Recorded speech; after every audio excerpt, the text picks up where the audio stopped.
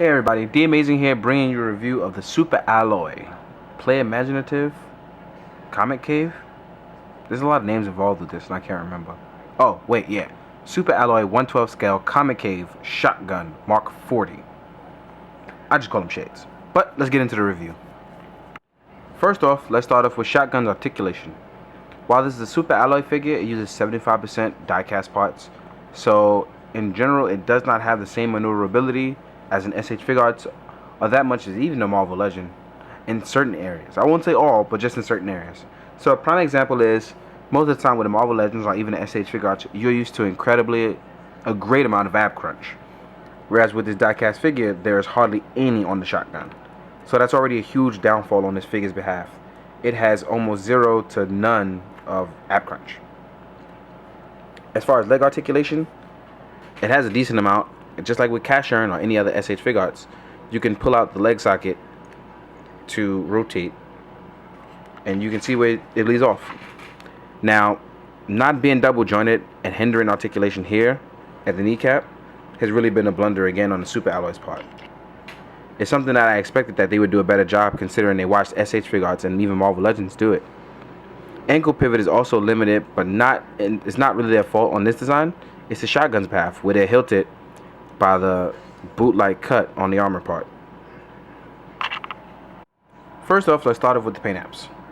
As far as this job's done, it's done an excellent job of capturing the Mark 40's sleek black and gray design, as well as the removable, I won't say removable, but I want to say articulated amount of shades. So the shades can come up and down, which I think is really cool. Didn't really expect that to be an actual function on it, but it is really cool. And in the underlayer, you have a normal Iron Man's armor with a really weird like eye design. It's almost like an indentation in the eye sockets to where the shades hover over. So that's pretty cool.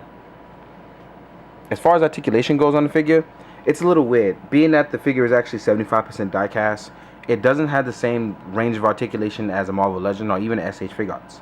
Prime example is that on this figure it loses a lot, if not all, ab crunch.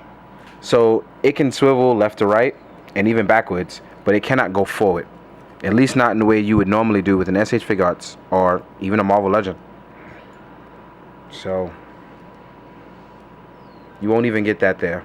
As far as leg articulation, also another weird thing. You can pull the leg out like with an SH Figuart, which I think is pretty cool, until you realize with the knees, they are not double jointed. So this is as far as they can and will go. Excuse my focus. For some reason, it's not acting automatic, and I apologize for that. The toe pivot, it can come all the way out as far as this, which makes it look like a robot, and you don't really see his feet.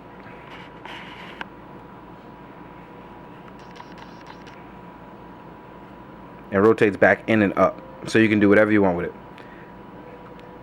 Maneuverability is often hindered by the two-side boot-like cut, but the rocket thrusters fall outward, so that way you can fold it back a little bit more. Still, it's a wasted opportunity as far as articulation goes on the Super Alloy figure. The waist guards are adjustable, so you can slide them up, so you can rotate the legs all the way out. So Iron Man can do a split. I think he wanted that. As far as up in the arms, again, not double jointed.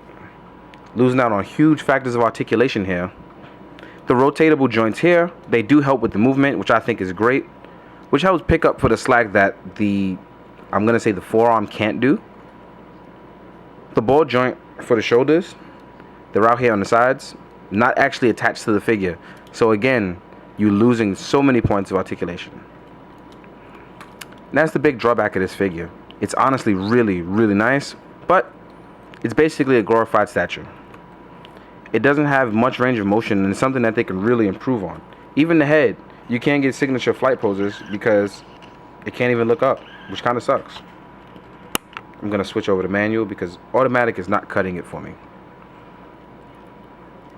So, as you can see, he can't really look up.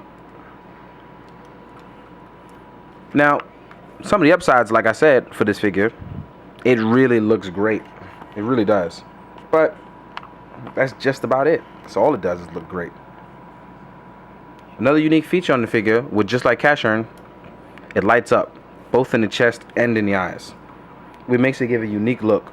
So there's certain things you can actually do with the figure that'll make it look unique and you can get around to. But other than that, it's, like I said, a glorified statue. It comes with 3 really cool effect pots.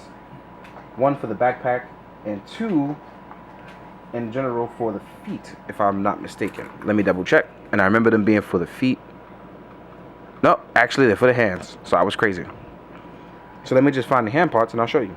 But in the meantime, I'll show you the one for the backpack. So it slides in. Man, I'm so out of it for reviews. You guys gotta forgive me. So in flight poses, you have a backpack thruster and 2 more for the hands, like all the classic Iron Man stuff. So in some flight poses, you could probably get something really cool and decent going, but other than that, not too much.